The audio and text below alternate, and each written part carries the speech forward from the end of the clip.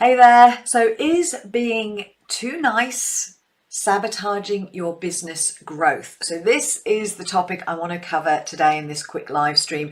So my name is Sanai Floyd. I'm a business breakthrough coach and sales mentor. And as a business breakthrough coach, 90 to 95% of the work I do with my clients is on breaking through those upper limits, those income ceilings, those patterns, conditions, paradigms that are keeping my clients feeling small, stuck, and unable to fully show up and grow their businesses. So one of the qualities that shows up a lot for my clients, and also shows up a lot for my clients because it's something that I have myself overcome to a certain degree. I still fall into the camp occasionally, but the quality I'm talking about is being a people pleaser. So I have a lot of clients who come to me and they say, I am a people pleaser. They kind of declare and identify as a people pleaser. So of course, the kind of behaviors that come under this sort of category are things like saying yes to things when you really want to say no, not prioritizing your own needs and wants, prioritizing everyone else's needs and wants over your own, so you kind of diminish your own desires. Maybe it's feeling guilty a lot of the time, so feeling guilty for working instead of spending time with your loved ones, and then when you are with your loved ones you feel guilty for not working, for not doing enough in your business. I have a client who recently overcame this tendency, this fear of ending relationships. She had real difficulty with ending relationships, whether those relationships were intimate relationships, professional, or even friendships. They would tend to drag out for longer than she wanted because she had this fear of disappointing them, a fear of upsetting people. So ultimately she would stay in these relationships for longer than was healthy. Something that I used to struggle with is this inherent fear that I'd done something wrong and that somebody was secretly angry or critical of me. So all of these things were so deeply ingrained and embedded, and they show up in our businesses and stop us from showing up truly authentically. They stop us, prevent us having healthy boundaries, so we feel exhausted all the time. We're saying yes when we really want to say no. So all of these things can really block us from growing our businesses in a really kind of healthy and aligned way. So what do we do? If you identify as a people pleaser, then I would just want to share some of the ways that really supported me in the early days as I was kind of discovering this behavior trait of mine and really realizing that actually, rather than being nice, it was me just undermining my self-worth and putting my needs and wants in the category of they don't matter. It's not. I'm not important. It doesn't matter. You're more important. You come first, and that's really not healthy. It doesn't allow you to stand in your power and feel bold and assertive and ask for what you want, because you inherently deserve it. It's your birthright to have your needs, desires, and wants met.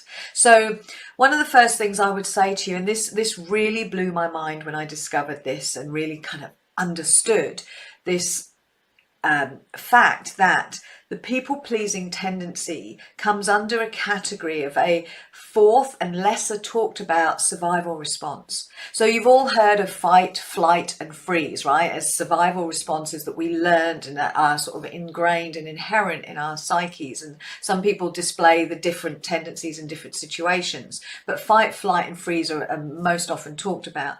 But the fourth survival response is fawning. And people pleasing comes under that category of fawning, and this is where we will tend to stay safe by being nice, by meeting everybody else's demands so that we are lovable, so that we are approved of, so that we stay in people's good books. We don't upset others. We feel responsible for everyone else's emotions, and it all starts at a really young age. So when you're operating in that unconscious or subconscious state of fawning, people pleasing, you're actually operating in a constant state of stress. You know, what are they thinking of me? Oh God, what can I say so I don't upset them? And how should I best be so that this person approves of me? That whole time there's this like undercurrent of stress that you're operating in when you are running in that, or operating in that fourth survival response, which is fawning. So for me, just having that realization in and of itself was massively up leveling. It was so powerful to think, oh my God, I get it. I get it. I fawn. I be over nice. I don't have boundaries. I say yes when I mean no, all as a way to stay safe and be approved of and liked and lovable and avoid criticism or confrontation. So that for me was just a huge breakthrough in and of itself to realize that. The second thing I would say to you is, if you're identifying with any of this, is then just to raise self-awareness to all the ways that you are fawning, that all the ways that you are people-pleasing. Get all of that shit down on paper, write it all out so you can kind of objectify it, and you have that power then to choose again moment to moment. So what I mean by that is, you know, it's a famous quote, I can't remember who the quote was from, but there is always a moment, a gap between stimulus and response. And in that gap, you have the opportunity to choose how you're going to respond.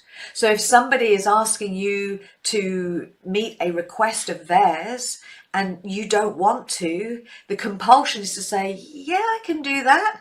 And no doubt exhaust yourself, take time away from your needs, take time away from your work on your business so you can meet their needs and prioritize others. So as they ask you that question, you have that gap in which you can just be really present and really aware, really conscious, and actually change your response from default to, actually, I'm unable to help you this time.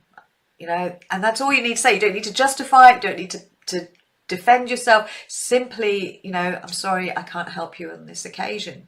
And it's going to feel really uncomfortable. Whatever you do in that gap, when you choose again and do a different behavior, it's always going to feel uncomfortable because you're expanding beyond that so-called safe zone, that paradigm that is conditioned in. So it's never going to feel good, but it's as you do it more and more, it starts to feel easy. You start to realize that nobody exploded, nobody died. Oh my goodness, it's safe for me to say no. It's safe for me to have my wants and needs met. So that's the second thing, is just really raise self-awareness.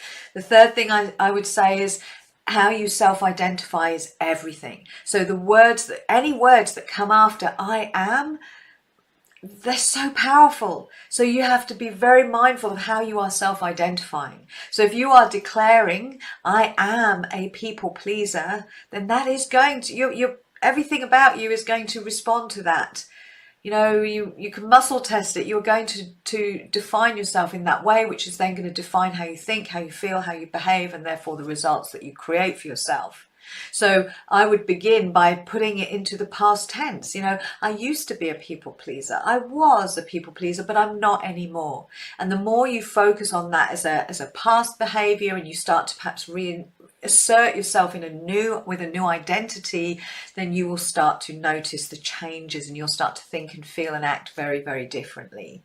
And the final, for a moment there, the final thing I would say to support you is to create a bill of rights for yourself. Now, my very, very dear friend and amazing coach, Faye Hurley, always would talk to me about the Bill of Rights, and I resisted because I didn't really get how important it is. But simply a Bill of Rights that you can write for yourself, that you can put on your wall and really read every day and really live by them. So I have the right to say no. I have the right to have my needs and wants met. I have the right to ask for what I want.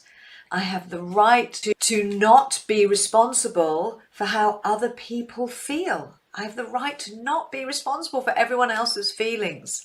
So those 4 steps will really support you to start to raise that awareness, to break free of this survival response that is keeping you at an undercurrent of stress the whole time. And it will free you up so you can finally start speaking up, asserting yourself boldly, throwing off the mask and being really authentic in your business that will really support your growth. So I hope you found this helpful. If you've got questions or comments, please put them below. I always love to hear from you.